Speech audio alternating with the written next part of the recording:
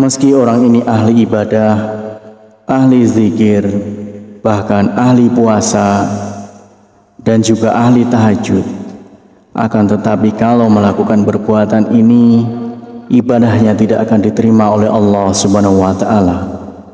Bahkan dia selalu di dalam murkanya Allah Subhanahu wa Ta'ala dan murkanya Rasulullah Sallallahu Alaihi Wasallam.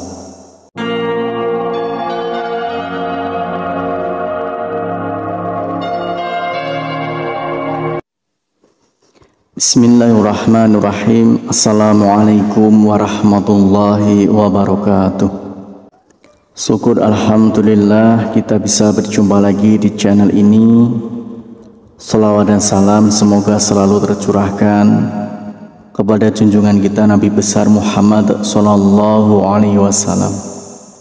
Allahumma salli ala sayyidina Muhammad wa ala ali sayyidina Muhammad.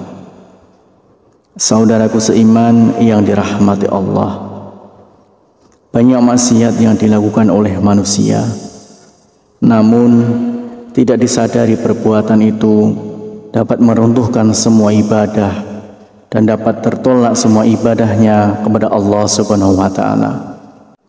Meski orang ini ahli ibadah, ahli zikir, bahkan ahli puasa, dan juga ahli tahajud, akan tetapi kalau melakukan perbuatan ini, ibadahnya tidak akan diterima oleh Allah Subhanahu wa Ta'ala.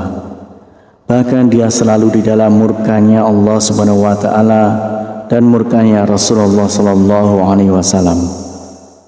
Dulu ada seorang lelaki bernama Alqamah, seorang yang rajin dalam masalah ibadah, sholat, puasa, dan sedekah. Namun suatu waktu jatuh sakit yang teramat parah, tepatnya dalam keadaan sakaratul maut. Namun entah kenapa Alqamah yang taat itu kesulitan untuk melafalkan kalimat la ilaha illallah. Sang istri meminta tolong kepada seseorang untuk menemui Rasulullah untuk menyampaikan pesan tentang keadaan suaminya pada Rasulullah Sallallahu Alaihi Wasallam. Nabi pun mengutus Bilal Ali Salman dan Ammar radhiyallahu an untuk datang ke rumah. Di sana mereka menyaksikan betapa Alqamah dalam keadaan yang memprihatinkan. Mereka bertanya-tanya, bagaimana mungkin seorang yang taat pada Allah Subhanahu wa Ta'ala dan Rasulnya itu kesulitan dalam melafalkan kalimat la ilaha illallah. Lidah Alqamah seperti terkunci ketika akan melafalkan kalimat itu. Merasa khawatir, mereka kini mengutus Bilal untuk menyampaikan apa yang mereka saksikan kepada Rasulullah Sallallahu Alaihi Wasallam. Rasulullah pun bertanya, apakah Alqamah masih memiliki ayah dan ibu? Ayahnya sudah meninggal, tapi dia masih memiliki seorang ibu yang sudah tua. Rasulullah Sallallahu Alaihi Wasallam meminta Bilal, coba temuilah ibu Alqamah, aku titip salam untuknya. Jika dia masih mampu berjalan, dia bisa menghadapku. Jika tidak bisa, maka aku yang akan ke sana. Sebagaimana yang dikatakan Rasulullah Sallallahu Alaihi Wasallam. Bilal menyampaikan itu pada ibu Alqamah tanpa menambah dan mengurangi satu kata pun. Ibu Alqamah berkata, lebih baik aku yang menemui Rasulullah. Meski sedikit bertahti-tahti dengan tongkat sebagai penyangga, ibu Alqamah menemui Rasulullah. Dia mengeluhkan salam dan langsung disambut Rasulullah Sallallahu Alaihi Wasallam. Rasulullah bertanya, jadi bisakah ibu menceritakan bagaimana keadaan Alqamah yang sebenarnya? Kenapa dia nampak kesulitan melafalkan kalimat la ilaha illallah? Padahal setahu saya dia seorang hamba yang rajin dan taat. Ibu Alqamah menjawab, karena Alqamah sudah menyakitiku. Dia lebih mengutamakan istri daripada ibunya. Dia benar-benar menentangku demi menuruti keinginan istrinya. Rasulullah pun mengangguk-anggukkan kepala, tanda mengerti bahwa yang mengunci lidah Alqamah hingga tidak bisa melafalkan kalimat la ilaha illallah adalah karena murka dari ibunya sendiri.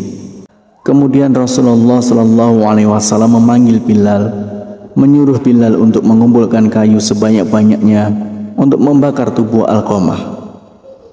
Ya Rasulullah, Kenapa engkau mau membakar putraku di depan mataku? Bagaimana perasaanku nanti? Tanya ibu Alqamah sedih.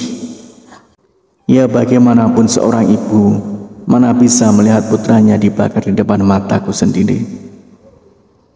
Wahai ibu Alqamah, sejatinya siksa Allah nanti di akhirat akan lebih kejam. Segala amal yang dilakukan selama ini tidak dapat diterima oleh Allah karena terhalang akan siksamu. Kebajikan yang dilakukan jadi tidak berguna dan tidak bisa membantu selamat dari api neraka.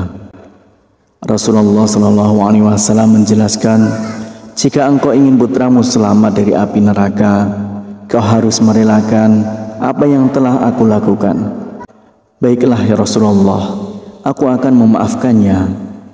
Aku sungguh tak sanggup mengetahui jika anakku akan masuk neraka karena diriku. Rasulullah memerintahkan Bilal untuk mengecek keadaan Alqamah, memastikan apakah Alqamah sudah bisa melambatkan kalimat La ilaha illallah atau belum.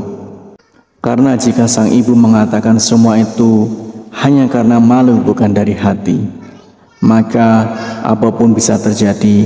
Namun ternyata ibu Alqamah sungguh tulus telah memaafkan putranya, karena ketika Bilal sampai di pintu rumah Alqamah, dia mendengar Alqamah mengucapkan kalimat La ilaha illallah.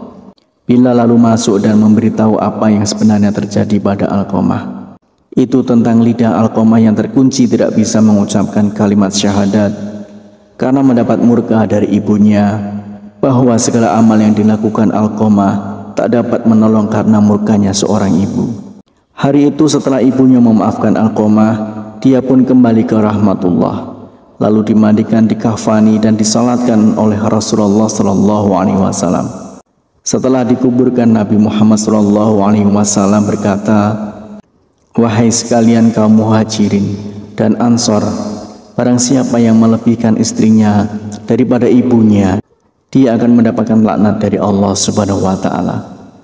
Para malaikat dan sekalian manusia, Allah tidak akan menerima amalnya sedikit pun kecuali kalau dia mau bertaubat dan berbuat baik pada ibunya serta meminta ridhonya, karena ridhonya Allah tergantung pada ridhonya dan kemarahan Allah tergantung pada kemarahannya.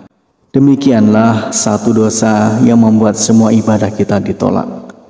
Harapan dan doa saya untuk saudaraku semua, semoga saudaraku semua diberikan kesehatan oleh Allah, dimudahkan segala urusan, dilapangkan rezekinya, dan diampuni segala dosanya. Amin ya rabbal alamin.